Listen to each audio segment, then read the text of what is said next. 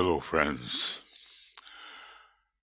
I would like to continue a little bit with other issues and problems in abeyance, at least for a few minutes, with program number 43 for Telepathy and the Etheric Vehicle,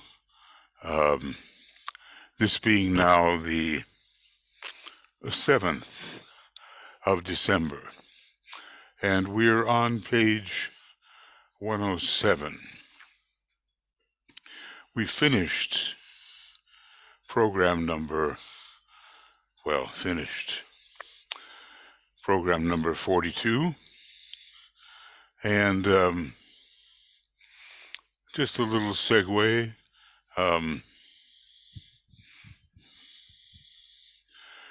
He says, impressions from mental levels, and may I add, opposed to astral levels, etheric and astral levels, where mediums and astral psychics receive the majority of their impressions, and their name is Legion. But impressions from mental levels, he says, whether we're talking about a mind, may I add here, that's concrete or abstract or of a still more exalted nature, such as, let's say, the atomic plane, which has a high measure of mental content. Anyway, he goes on to say, make their impress upon the minds of those who have attained a true measure of focus upon the mental plane. And I explained the difference between the generic term focus and the often specifically used term polarisation. And who are these people? Scientists, mystics, mathematicians, occult students, or I'd like to say students of occultism. DK goes on, aspirants and disciples, educators and humanitarians, and all who love their fellow men are susceptible to such impressions. And one of the outstanding needs, he says, of the disciple is to develop adequate sensitivity to ashramic impression and contact. It's one thing to be contacted eventually as an accepted disciple by the master, even though, except for an amanuensis like Alice Bailey, the students might not know they were being contacted. But a little earlier, it's possible to be impressed by the membership of the ashram and to be swung into the kind of activity that they participate in, even though they are probably within the ashram, and the student being impressed is on the periphery. And then, when that happens, the disciple moves out of the group of mental sensitives as listed above. Now, so many people simply are not yet sensitive, and it has a lot to do with when they were individualized and how they used their opportunities. So I don't know how much of Program 43 I can do. There have been many issues as usual, and we've had our Finnish Independence Day, and let's just say, even if you're not from Finland, there's a beautiful presentation by Tuija, and whenever you might look at it or listen to it, it would be reinforcing about how one finds the soul of a nation. Now, in this case, Finland is partially a Sagittarian country. Its Independence Day is the 6th of December, whatever day that falls on. The Tibetan gives it as a Capricorn country, Capricorn in the soul, but the Sagittarian vision leads up to the increasing assumption of soul consciousness. It also has an Aries personality. Maybe we could call it an Aries sun sign.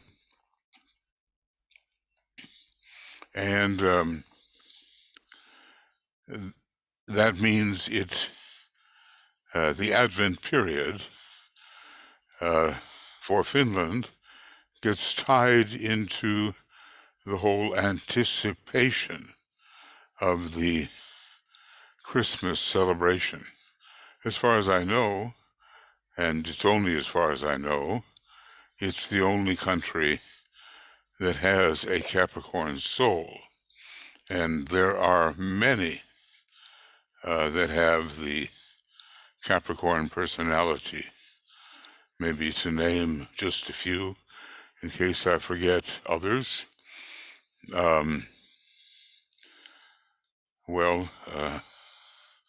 Australia, India, not Greece. I'm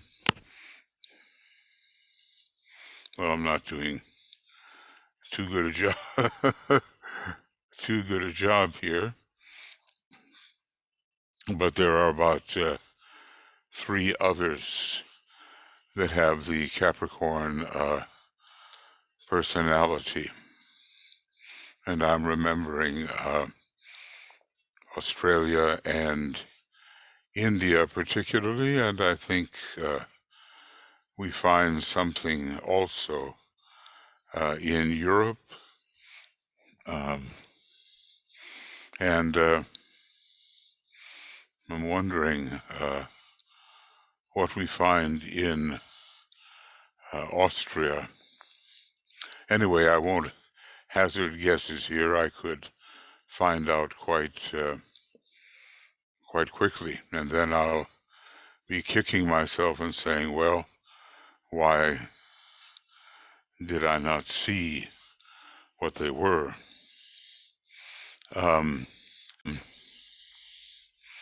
In the destiny of the nations, we might be able to locate it quickly, and we'd go to page 50 or so. I think here's a table.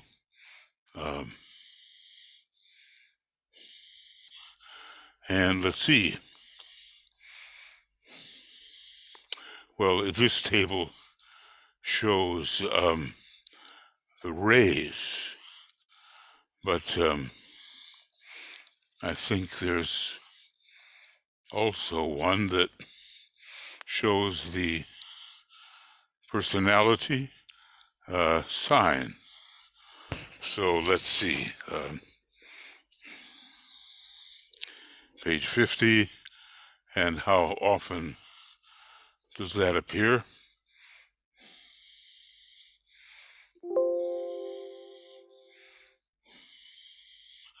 There are 3 of them, and let me just see if I can bring this down.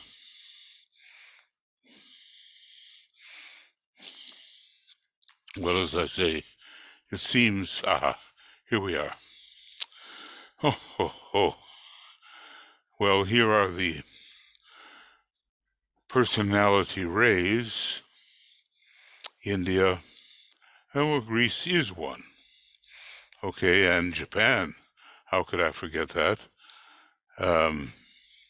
Because and Austria, I think I may have mentioned that. So, quite a number of Capricorn personalities, but when it comes to the soul quality, only Finland at this time has been revealed as having the initiatory Capricorn soul, and maybe it means that there's quite an opportunity for Finland, with its many struggles between Russia and Sweden, to take initiation, maybe the first initiation before long. So whatever page this is on, it's on page 67. We don't know the rays of Finland, but we get the idea that the first ray is important, and the 7th ray and the 4th ray also important. Sometimes I think it has a 7th ray soul and a kind of a stubborn first ray personality, correlating very well with its Aries sun sign. Anyway, you will benefit from seeing the beautiful program whenever you want to look at it, the beautiful program which Tuya has made. I find it very moving. There's always a place talking about the flag of Finland, the flag being so important to most nations, when I feel very moved. It's a little song by Sibelius,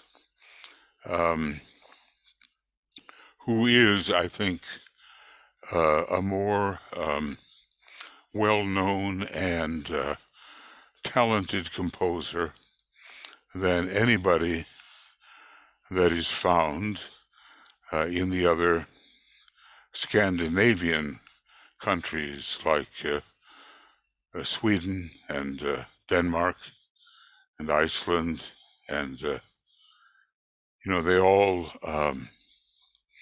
have their composers, of course, but Sibelius stands out.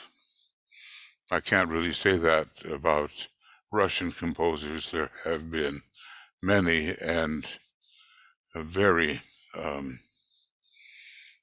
talented composers, I think, in Russia, representing the soul of the nation. So I don't know when you will get to hear it, but it will be listed on all of our Makara things and also on our YouTube channel, Moria Federation, Esoteric Education, and no matter what time of year it is, it would be worth your while. Well, that was a bit of a plug, and you may not get to it for quite a while yet.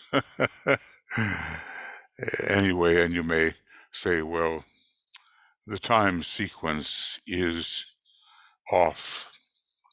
There's always that moment, when a mental focus becomes soul-inspired mental focus, with the mind held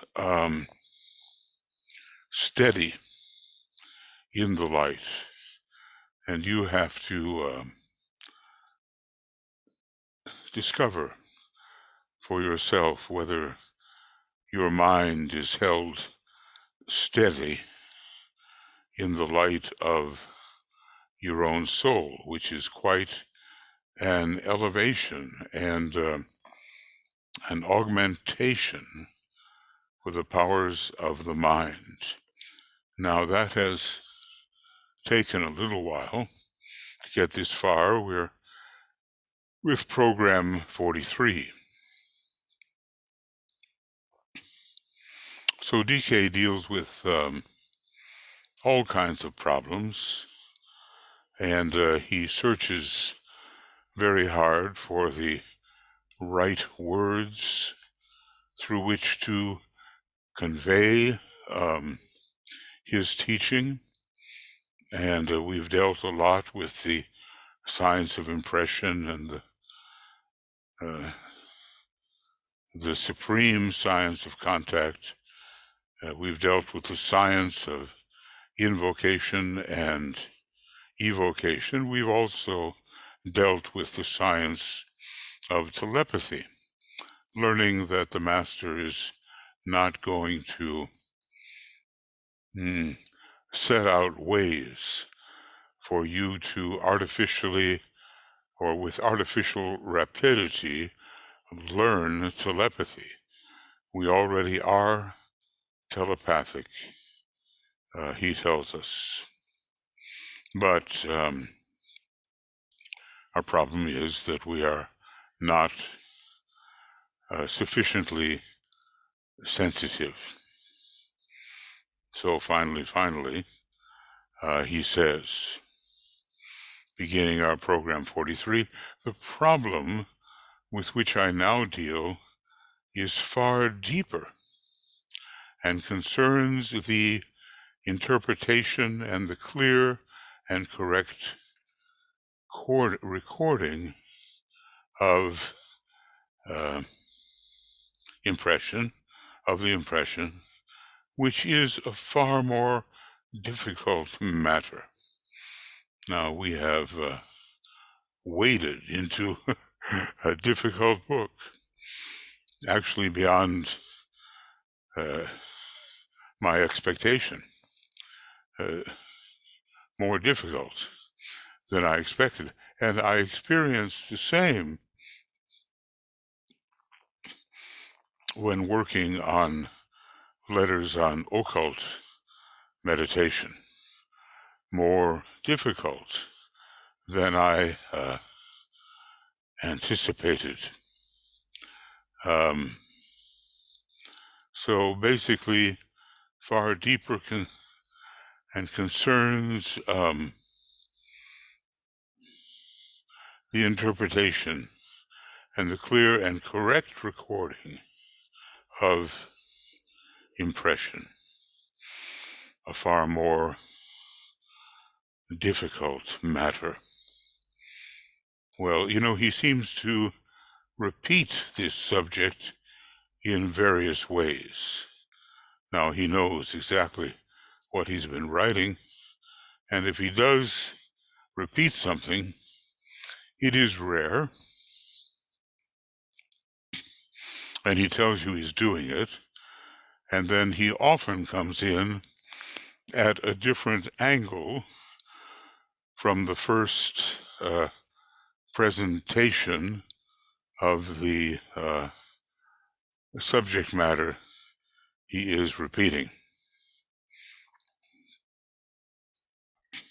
So, going on with the Tibetan, the subject who is impressed, and hopefully, may I add, that will be all of us and our groups and our nations, and finally, all of humanity. The subject who is impressed must know the source of the impression. Now that seems so obvious in a way, doesn't it? Going on with DK, he must be able to relate it to some field of demanded information, correction, instruction, or energy distribution. So he has to know the source of the impression and be able to relate it to one of these factors, some field. Is he doing the demanding? In one sense, yes. Some field of demanded information, correction, because so often we are incorrect in what we assess of the higher impression, instruction, or energy distribution. How do you do this? We may have asked ourselves, how do you do this? And the impression may come to instruct us about how we do it. He must be able to state clearly on what aspect of his recording mechanism, the mind, the astral body, the energy body, let me interpolate, obviously, that's the etheric body, or the brain, the imparted and registered information has made an impact. Well, maybe we can be somewhat convinced of what part of our recording mechanism has experienced the impression. So I'll, when there's a slight change, I always like to change colors a little bit, just for the sake of distinction. The source of the impression. Oftentimes we are so wrapped up in astral impressions, and let's say those that don't come from a very high field or point of tension, that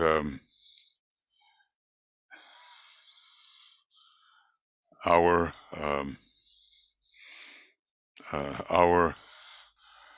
impression is not worth a great deal, as it would be if we really were being impressed from higher and higher points of tension upon the ladder of evolution.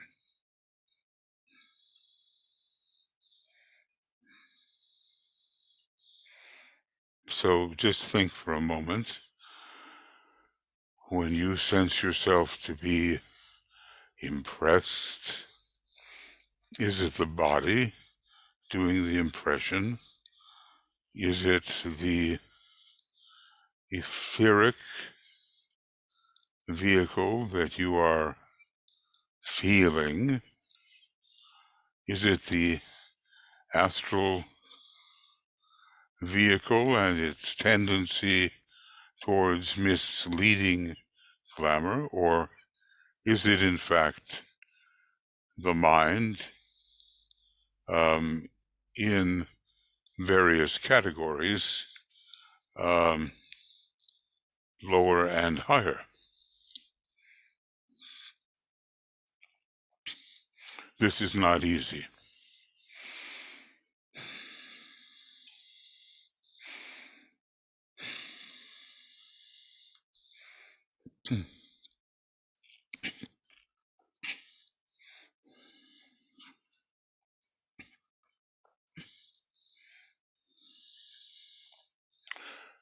Due to various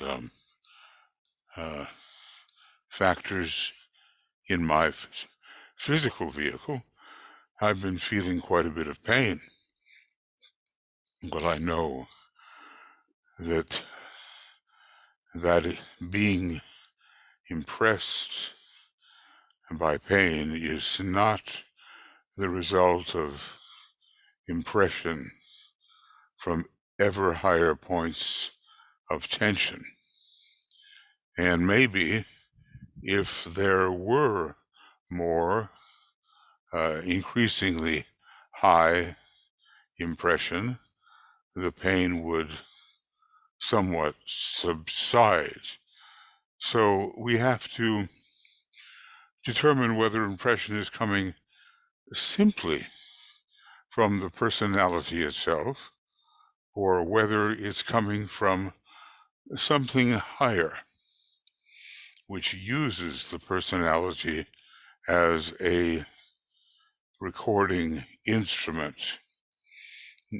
Any one of the personality vehicles can be so conditioned that it can carry higher energies, whether it's the mind, even the astral body, the etheric body, and even the physical body.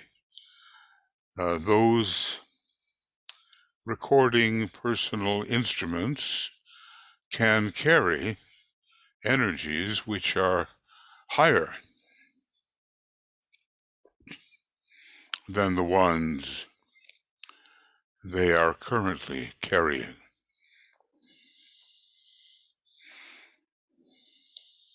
So, as you can tell, may I add that, and of course DK has added this himself at various points in the text, a considerable amount of discrimination is needed to know what must be needed. The source of the impression, the relating of the impression to some field of demanded information, correction, instruction, or energy distribution.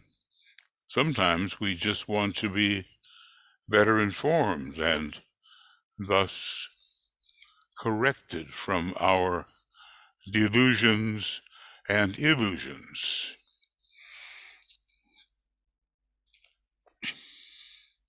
And then when impression comes, is that moment of impression really detected by us?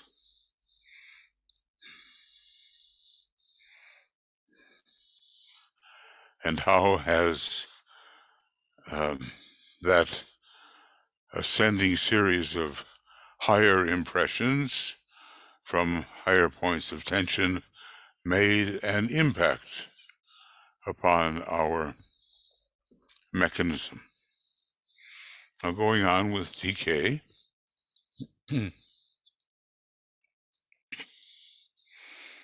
one of the difficulties, for instance, facing the aspiring disciple, please note that the disciple has not given up his aspiration.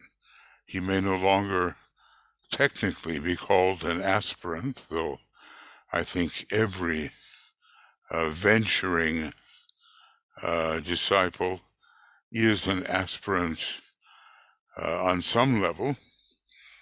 But anyway, the Tibetan is saying one of the difficulties facing the aspiring disciple and the earliest occult earnest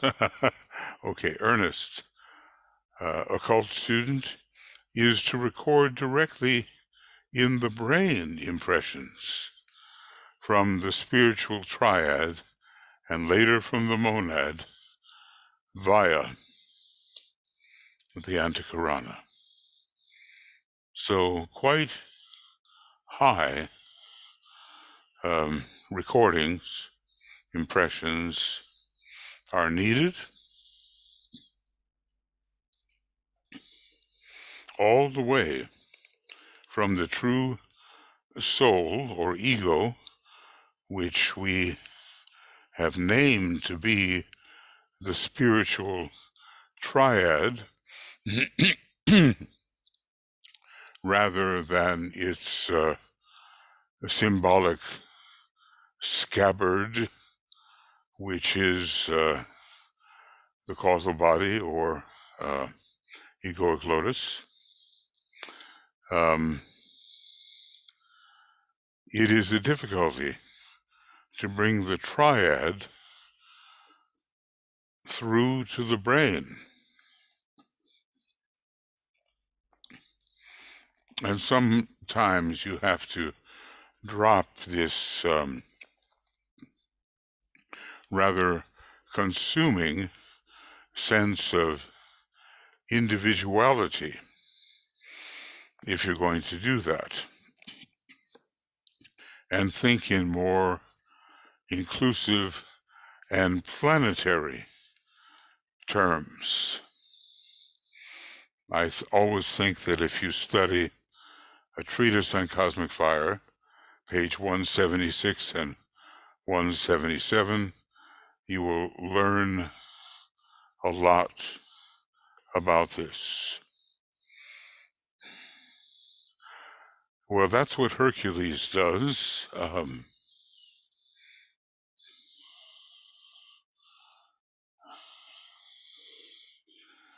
He learns how to bring triadal energies right down to the brain, and to think in inclusive, planet-wide terms about the reflection of the mind of God, the reflection of the love of God, and the reflection of the, what did I say, mind first? I meant to say will, and then love, and then mind.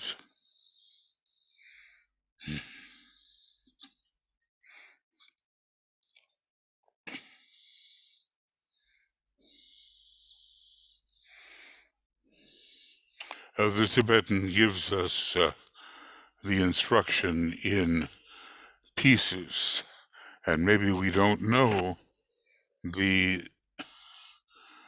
exact point of assembly towards which he is heading. So we have to learn bit by bit, stage by stage, what he wants to tell us, and then we more or less succeed in putting all these partial instructions together.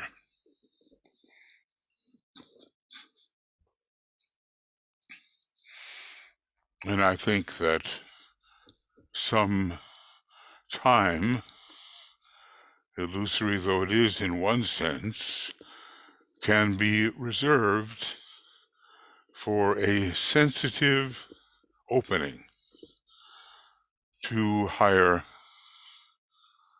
impression.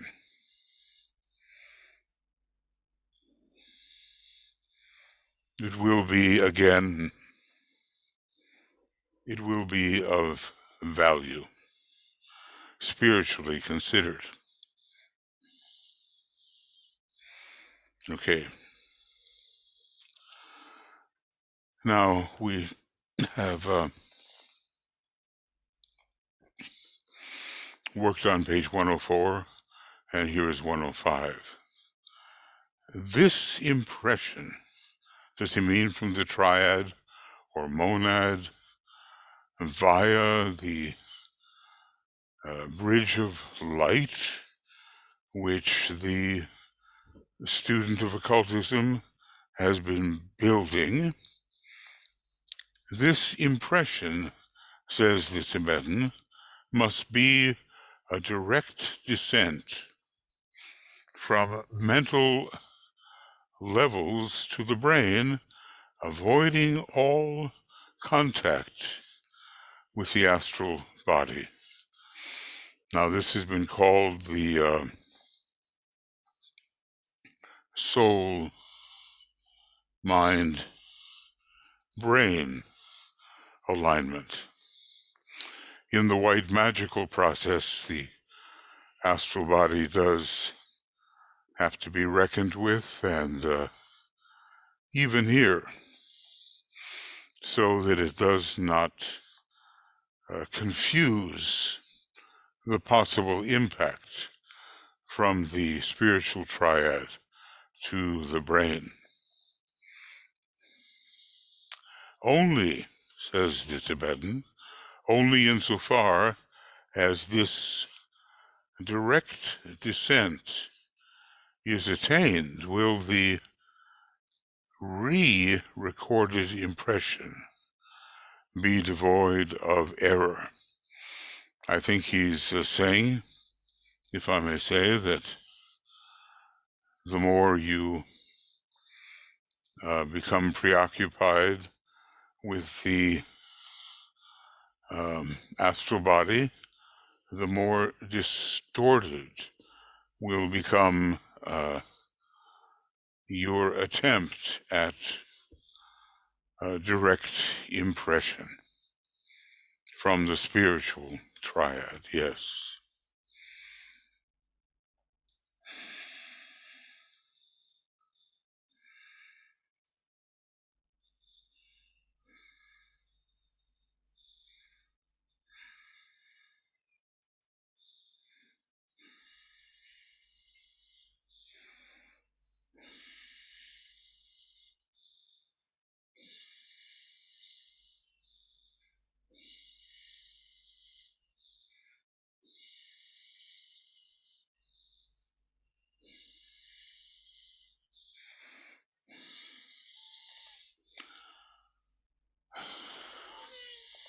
So, let's make note of this. A direct descent from mental levels, which hopefully have been sustained by the overlighting soul, directly to the brain, and avoiding the glamorous misleading of the astral body. Okay.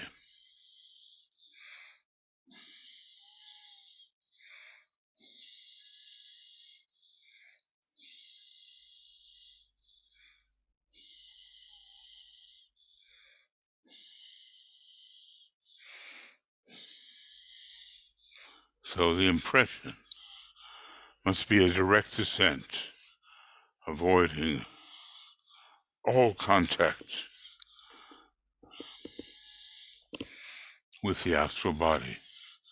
Think about that for a moment.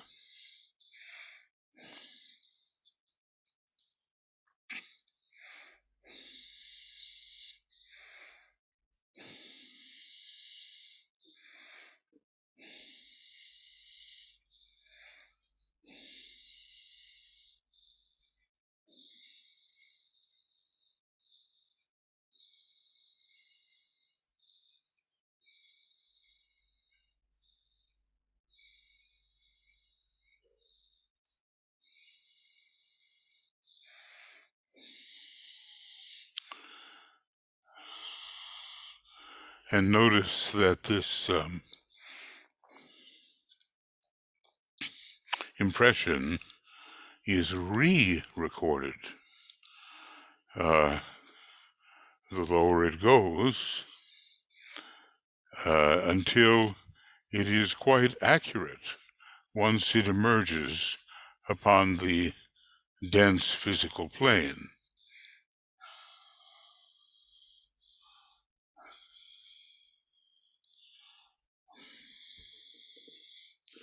Well, if we want to get involved with astralism, there's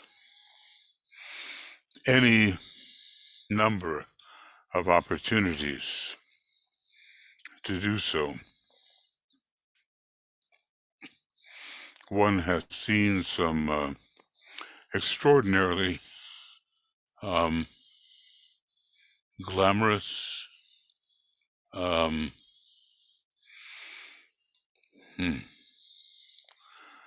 salutations and hailing of the masters as if they wished to be somehow worshipped rather than cooperated with.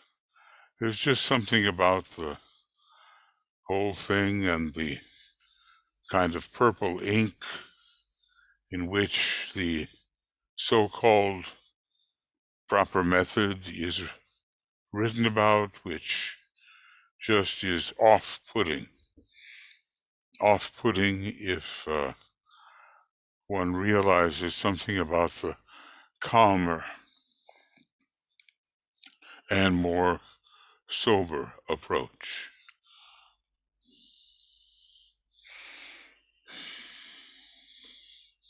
Otherwise, error, delusion, misleading, confinement. You can take that trip following the false light and find yourself mired in the swamp. Of course, there you will meet the dragon, your own faults, at the second initiation particularly. So if we manage to avoid the astral body and its misinclinations, what happens? That your impression will not then be tinctured with any emotional complex whatsoever, for it is the astral level of consciousness which is the great distorter of essential truth. And may I say that's why it's so important to subject the astral body to the regularizing, proportionalizing, humility-producing sign Libra.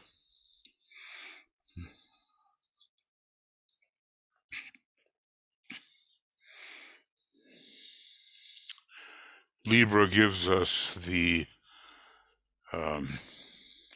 adjusted sense of right proportion, in which so little distortion can take place if it is used properly.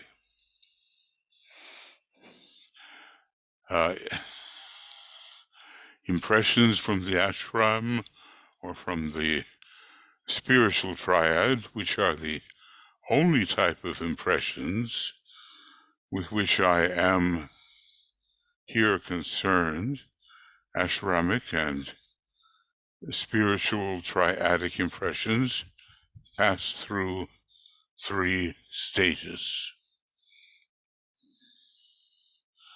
I'm just amazed at the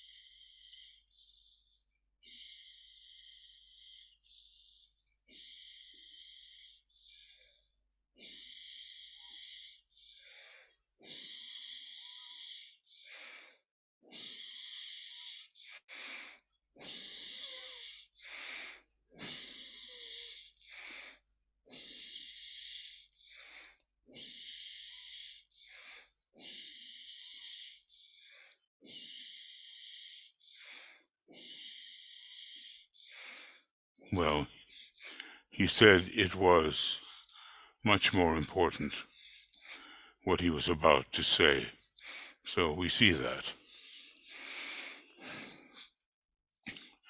Now, are we aware psychologically of what our emotional complexes might be? You know, some people have a, standard psychological fair mother complex, father complex, a complex surrounding a fear of failure. Many are the twists and turns which can distort the truth.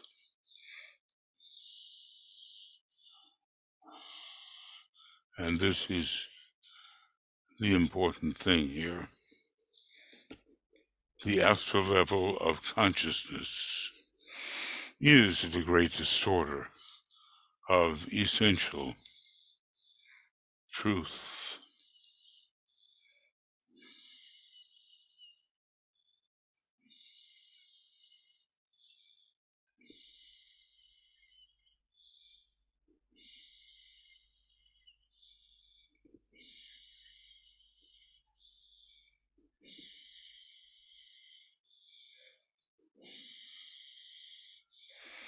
Okay.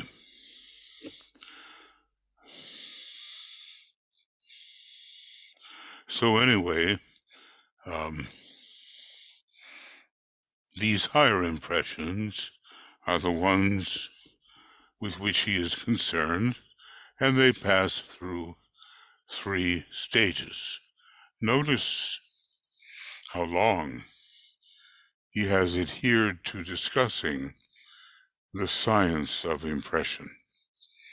There are other sciences, but apparently this one really deserves his attention and ours. So what is the, anyway,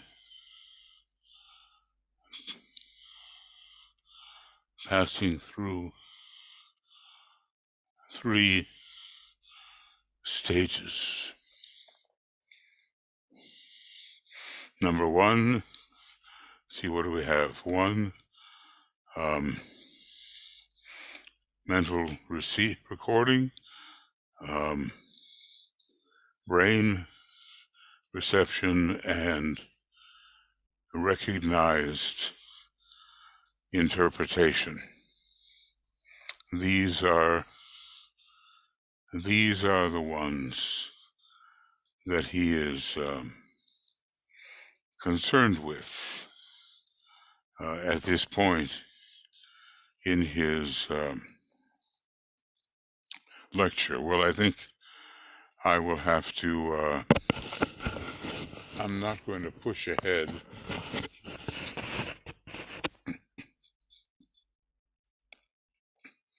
until I, to finish section X1113.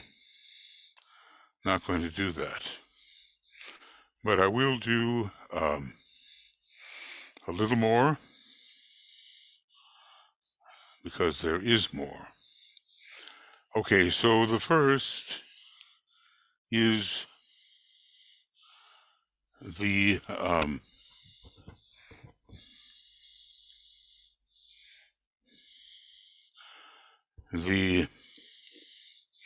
path of mental recording.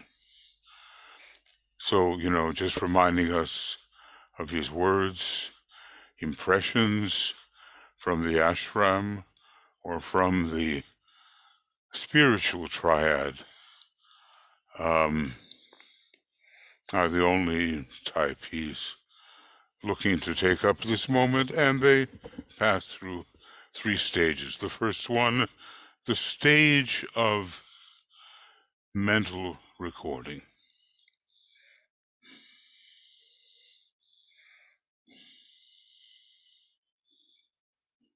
And then he goes on to say the clarity and accuracy of the recording will be dependent upon the condition of the channel of reception, the antahkarana.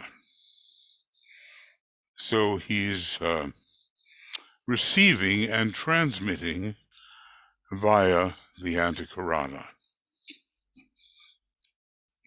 That's something we really want to keep in mind. In this recording, curiously enough, a certain element of time enters.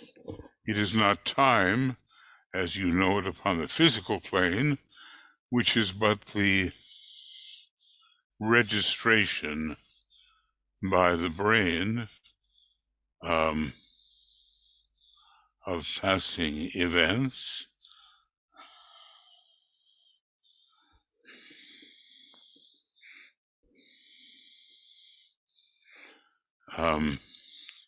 It is the higher mental correspondence to time. Into this, maybe we can say mercifully, thank goodness, into this I cannot here enter, as the theme is too abstruse for time in this connection is related to distance, to descent, to focus, and the power to record.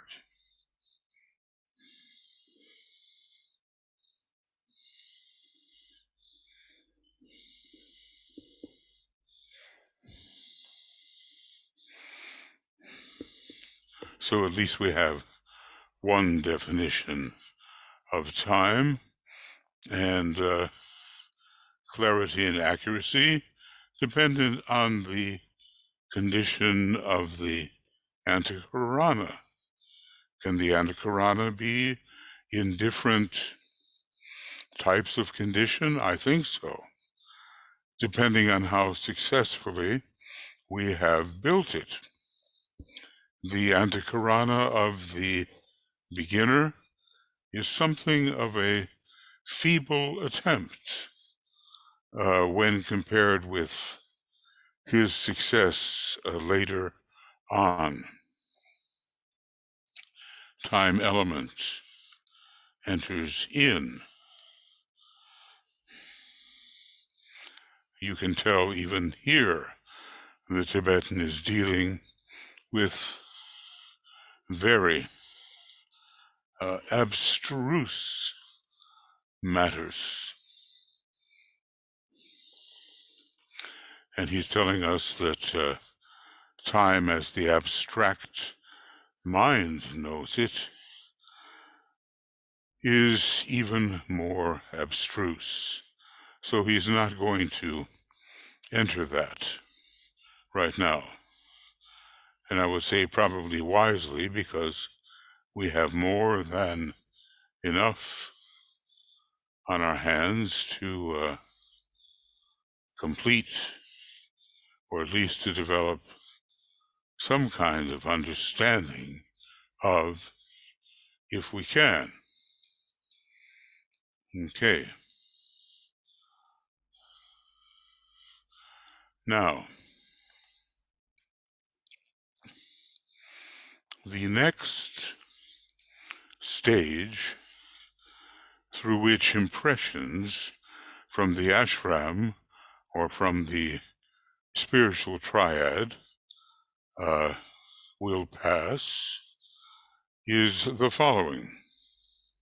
The stage of brain reception. I still don't know what color I'll put this in, but you know, green is pretty well the color of the physical plane, at least symbolically, so let's see whether it will be that. The DK goes on to say, the accuracy of this reception will be dependent upon the quality of the brain cells, upon the polarization of the thinking man in the head center, or at least, a head center focus. And he goes on to say, the freedom of the brain cells from all emotional impression. Well, there are just certain things which the brain cells should not be picking up, and emotional impression may be sufficiently deluding, but just imagine if it was impression from the very lowest levels of the astral plane, from which the horror movie genre is taken. It would be something of a disaster, and yet people claim to love them, or at least be hypnotically attracted to them. So the quality of the brain cells,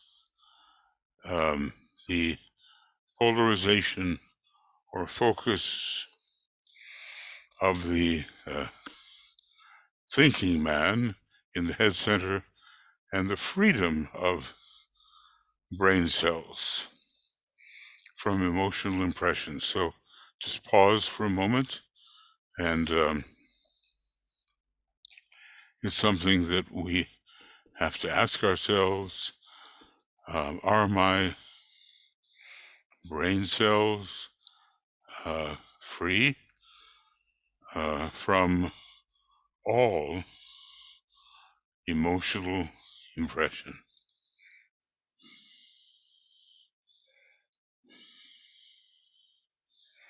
Yeah. I remember I was a student at the university, and for a brief moment, I kind of lost my head. I became so angered at something that I don't remember, some kind of insult to someone that I was fond of, that it was as if my whole head came off, and all that was remaining was emotional impact. It's funny how certain things come up for you, and they come up, and maybe you haven't thought about them for 60 years or something like that. But it was a distinct feeling that the emotion was too strong for the brain cells to hold, and really had no business there. Okay, the difficulty lies here, that the receiving aspirant, or the focused thinker, is always aware emotionally of the descent of the higher impression and of the consequent clarification of the theme of his thought. This must, however, be recorded. Well, by a perfectly quiescent astral vehicle, and therefore you will see one of the main objectives of true meditation, and I think DK is hinting at the idea that true meditation tranquilizes the astral vehicle.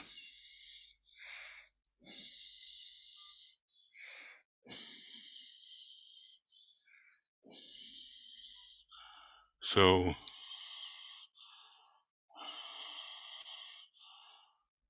that emotional awareness has to go.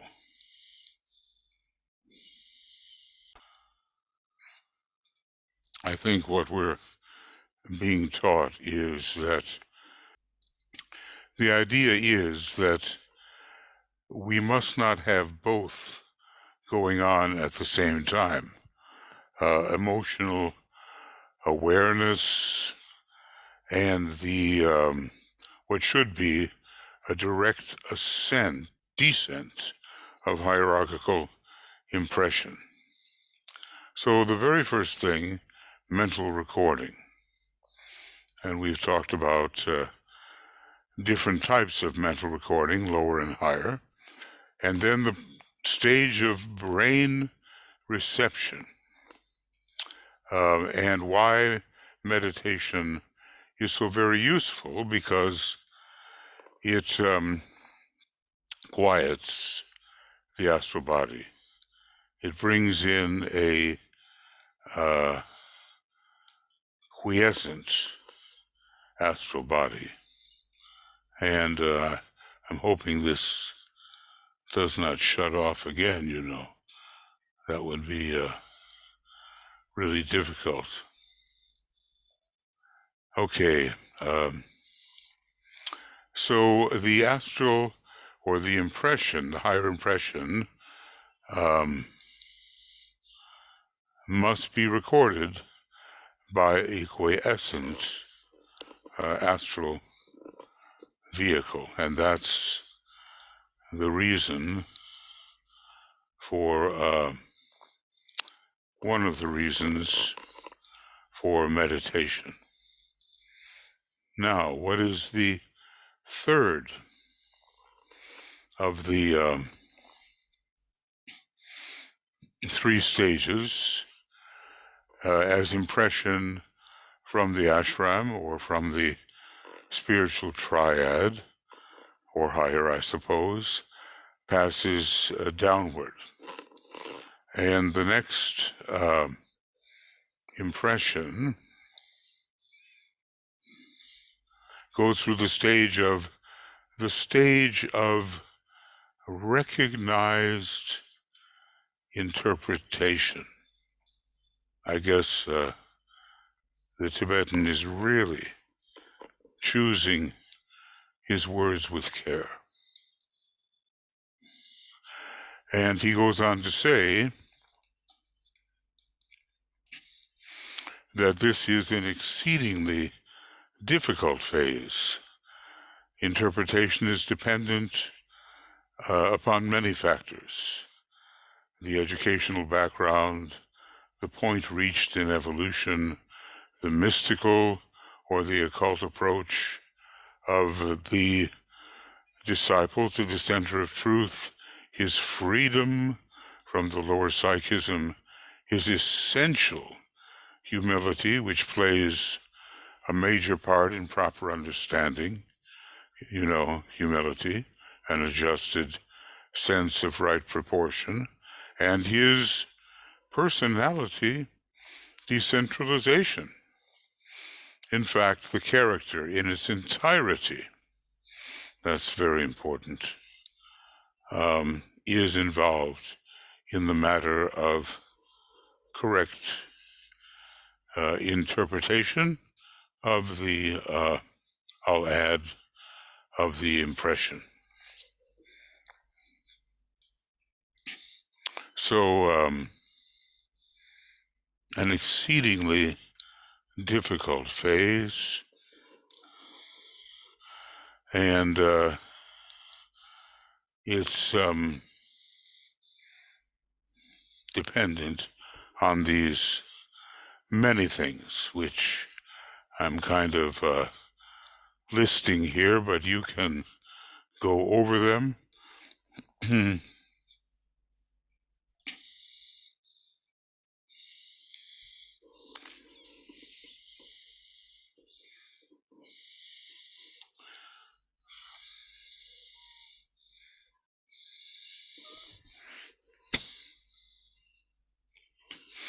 Educational background. Well, yes, because in the schools available to us, we get quite a broad background of factors presented to us. The point in evolution, well, what do we take into consideration? Those more lowly evolved will take less within the context in which interpretation is to occur. The mystical or the occult approach, well, those will probably be somewhat based upon a difference in rays, but also whether there is a keen aspiration and emotional longing or a more mental occult approach. And freedom from the lower psychism, which is always misleading, no matter how reinforcing of personality it seems to be for so many people who are rather proud of their psychism, and then that essential humility factor, an adjusted sense of right proportion. All these play a big role in the many factors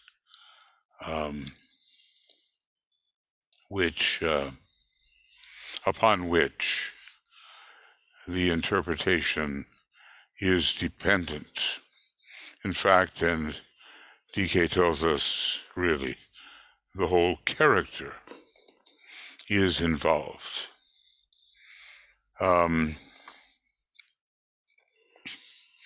Now he starts to go on into the study of symbols. He did have some of his earlier students, as he was organizing the trained observers, he had them work with symbols. And I think there was a very talented theosophical artist, and it's a complicated name. She's European, and I'm always forgetting that name, but he had them offer their interpretation as something of real importance.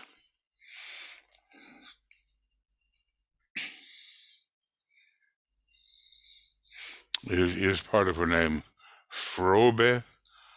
Well, I could go on a big hunt, but the hour is moving on apace, and I feel I should not really do that.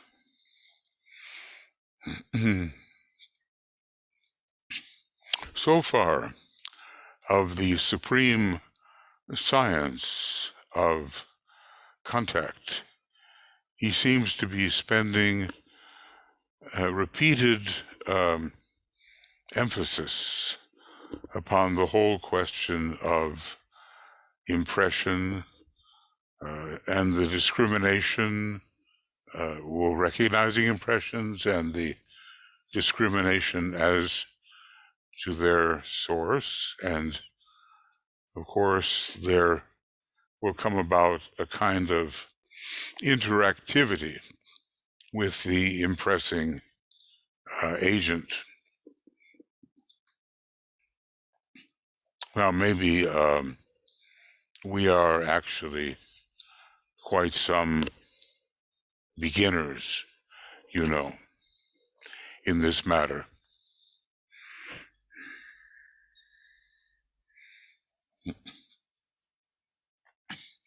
And the kinds of impressions that we receive are nowhere near what they will be as we persist in our evolution. But we have to start somewhere, don't we? And it's better than simply going along with mass consciousness and unconscious telepathy, or instinctual telepathy, as it may be called. I think sometimes we have to get very quiet, which is one of the reasons that meditation is so serviceable. We have to really be quiet and see if anything which is not the customary is flowing in to our consciousness mechanism, or mechanism of consciousness.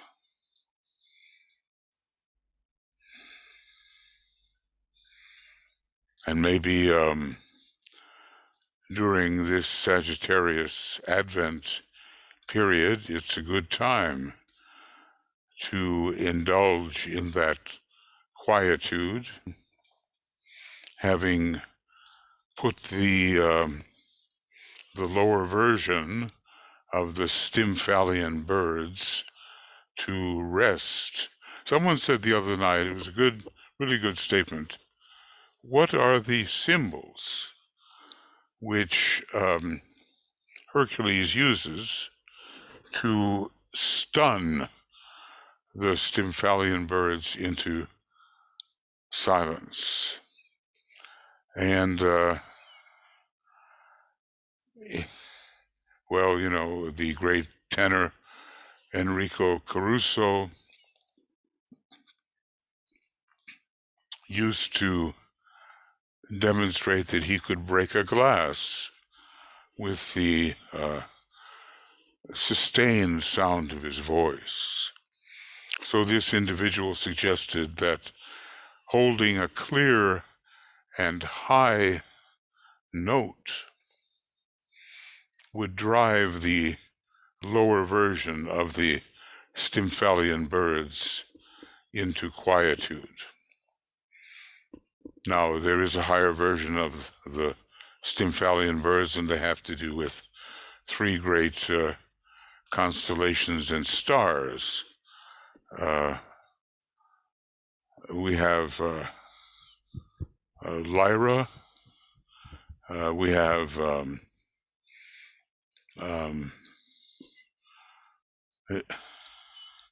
the swan with Deneb, and we have the eagle, Aquila, with the star Altair.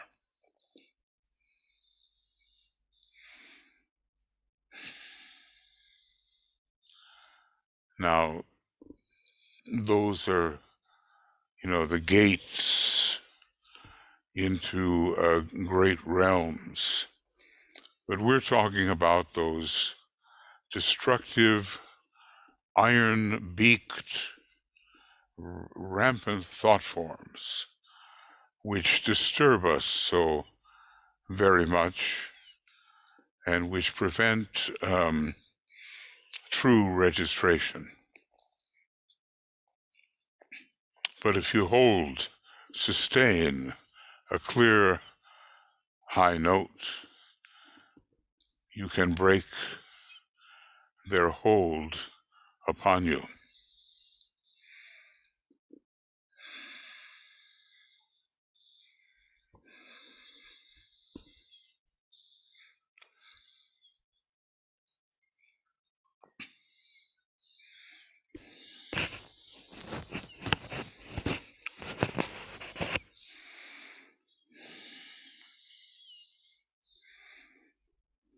I thought that was a very apt way of considering, because after all, symbols, in a way, are musical instruments, at the in marches and at climactic moments in orchestral pieces. The cymbals are clanging away, and they add their own unique type of vibration. But we have to know how to do that. So it looks like this study of symbols is coming up, and maybe this would be, well, there's probably no good place to really stop. We've gone to page 106, and there's not, given the time, there's not too much more that I think we should do.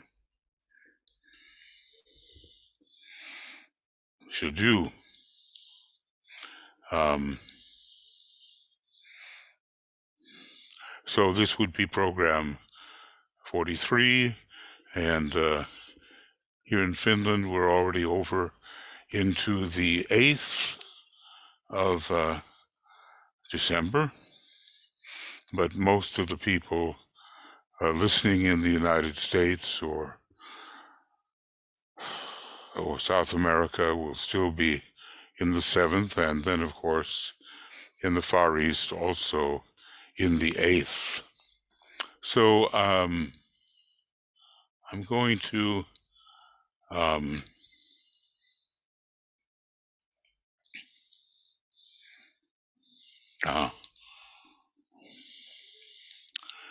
think I have to, I don't want to disturb you.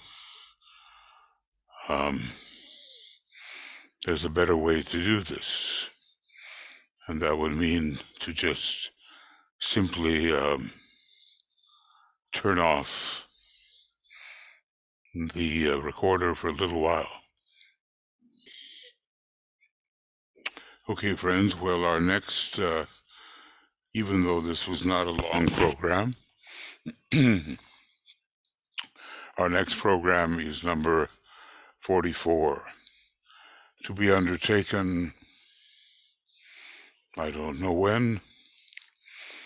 I try for every day, but tomorrow has some other things that have to be tended to. So we will see about that. Meanwhile, the Tibetan is so crystal clear in what he has to say, and is encouraging us to really adopt the attitude of the observer, working through the mind, and to seek to allow a direct impression to come all the way through to the physical brain without the almost inevitable interference of the astral body, until that astral body can be reconditioned, I suppose, from the Buddhic plane. He's also telling us something about the antahkarana and how it can be used for descending impression.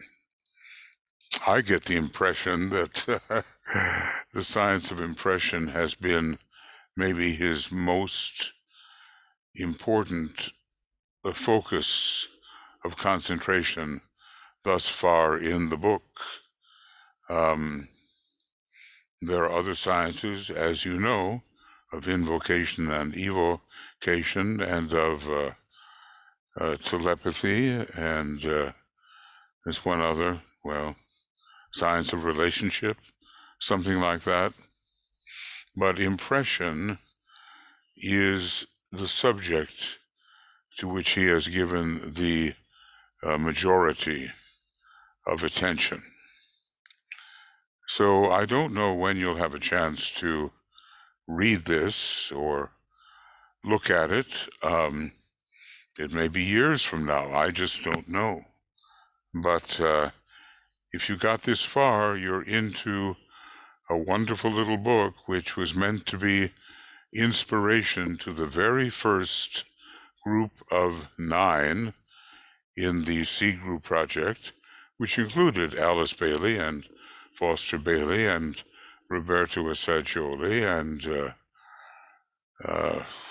Regina Keller and other luminaries of the early work. And that itself maybe tells us something about the subtlety of what he is trying to convey.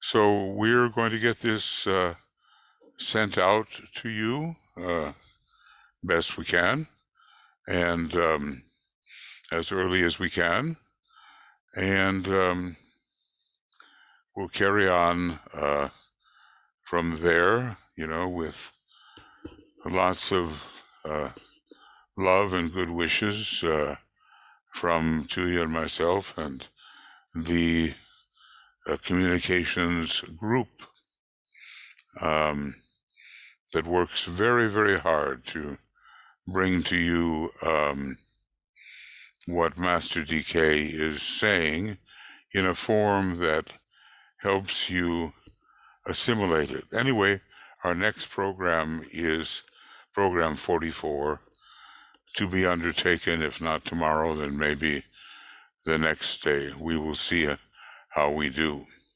So I'll turn off everything right now, and this will convert, and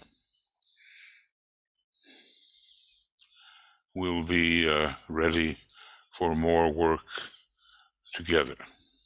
Recordings going off. Bye-bye.